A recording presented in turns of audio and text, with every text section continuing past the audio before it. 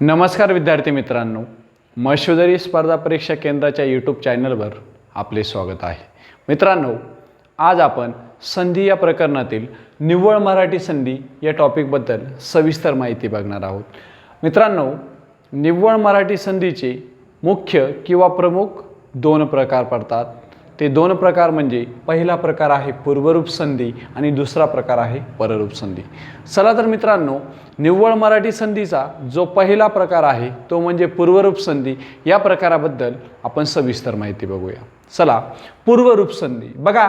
या संधीचं नाव पूर्वरूप संधी का पडले, याच्या पाठीमागचं कारण काय, तर ते कारण आपण बघूया.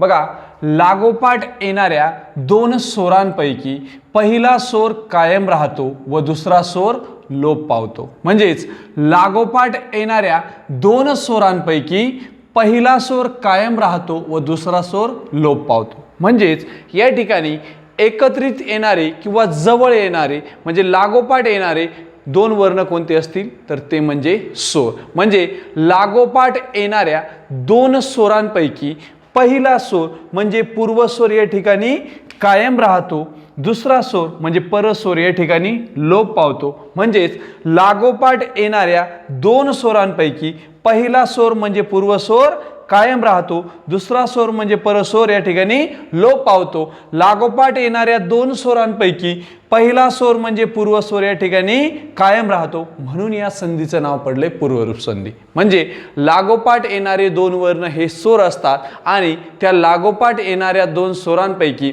पहिला स्वर म्हणजे पूर्वस्वर या ठिकाणी कायम राहतो, म्हणून या संधीचं नाव पडले पूर्वरूप संधी. चला तर उदाहरणाच्या माध्यमातून आपण पूर्वरूप संधी समजून घेऊया. बघा, पहिलं उदाहरण या ठिकाणी आपण बघूयात. लाडू प्लस आत. लाडू प्लस आत. बघा मित्रांनो, पहिला पोट शब्द आहे या ठिकाणी लाडू, दुसरा पोट शब्द आहे आत. पहिल्या पोट शब्दातील शेवटचा वर्ण आहे दीर्घ उ, दुसऱ्या पोट शब्दातील सुरुवातीचा वर्ण आहे आ. या ठिकाणी लागोपाठ येणाऱ्या दोन स्वरांपैकी पहिला स्वर म्हणजे पूर्वस्वर कायम राहणार, दुसरा स्वर म्हणजे परस्वर लोप पावणार.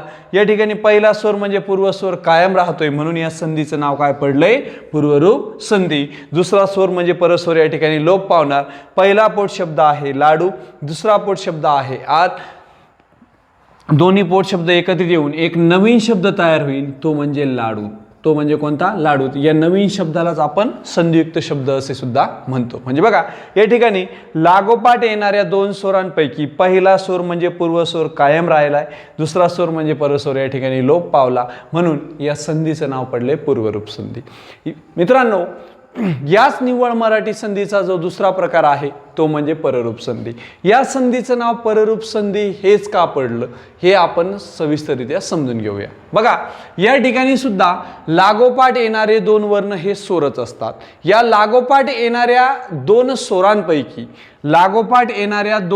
स्वरांपैकी पहिला स्वर लोप पावतो व दुसरा स्वर कायम राहतो. लागोपाठ येणाऱ्या दोन स्वरांपैकी पहिला स्वर लोप पावतो व दुसरा स्वर या ठिकाणी कायम राहतो. म्हणजेच लागोपाठ येणारे दोन स्वर असतात. या दोन स्वरांपैकी पहिला स्वर म्हणजे पूर्वस्वर या ठिकाणी काय होतो, लोप पावतो. दुसरा स्वर म्हणजे परस्वर या ठिकाणी काय होतो, कायम राहतो. आणि जो स्वर कायम राहतो त्यावरून त्या संधीचं नाव निश्चित केलेलं आहे. म्हणजे बघा, लागोपाठ येणाऱ्या दोन स्वरांपैकी पहिला स्वर म्हणजे पूर्वस्वर या ठिकाणी लोप पावतो, दुसरा स्वर म्हणजे परस्वर या ठिकाणी कायम राहतो. म्हणजे कायम राहणारा स्वर कोणता आहे, परस्वर, म्हणून या संधीचं नाव पडलंय काय, पररूप संधी. याच पररूप संधीला आपण उदाहरणाच्या माध्यमातून समजून घेऊया. बघा, या ठिकाणी उदाहरण बघूया आपण. पहिला पोट शब्द आहे घाम, दुसरा पोट शब्द आहे ओळे. पहिला पोट शब्द आहे घाम, दुसरा पोट शब्द आहे ओळे. पहिल्या पोट शब्दातील शेवटचा वर्ण आहे अ, दुसऱ्या पोट शब्दातील सुरुवातीचा वर्ण आहे ओ. म्हणजे लागोपाठ येणारे दोन्ही वर्ण स्वर आहेत आणि या लागोपाठ येणाऱ्या दोन स्वरांपैकी पहिला स्वर म्हणजे पूर्वस्वर या ठिकाणी लोप पावणार, दुसरा स्वर म्हणजे परस्वर या ठिकाणी कायम राहणार, दुसरा स्वर म्हणजे परस्वर या ठिकाणी कायम राहिला, म्हणून या संधीचं नाव पडले पररूप संधी. पहिला पोट शब्द आहे घाम, दुसरा पोट शब्द आहे ओळे. दोन्ही पोट शब्द एकत्रित येऊन एक नवीन शब्द तयार होईल, तो म्हणजे कोणता, घामोळे. ठीक आहे, या शब्दालाच आपण संधियुक्त शब्द असे सुद्धा म्हणतो. म्हणजे थोडक्यात जर पूर्वरूप संधी आणि पररूप संधी या दोन निव्वळ मराठी संधीमधला तुम्हाला फरक समजून घ्यायचा असेल तर या ठिकाणी लागोपाठ येणारे दोन वर्ण हे कोणते आहेत हे खूप महत्त्वाचं आहे। लागोपाठ येणारे दोन्ही वर्ण दोन्ही संधींमध्ये स्वर आहेत।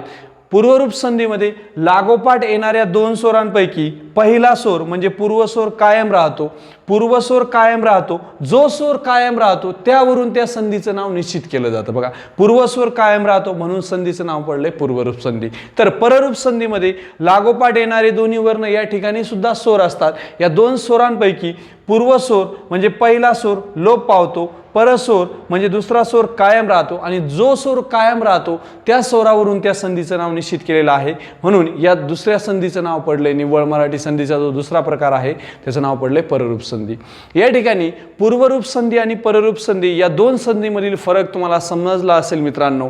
उद्या आपण जे संधीचे मुख्य किंवा प्रमुख तीन प्रकार आहेत या तीन प्रकारापैकी जो पहिला प्रकार आहे तो म्हणजे स्वर संधी। या स्वर संधीचे जे 5 प्रकार पडतात या 5ही प्रकाराबद्दल सविस्तर माहिती बघूया। धन्यवाद।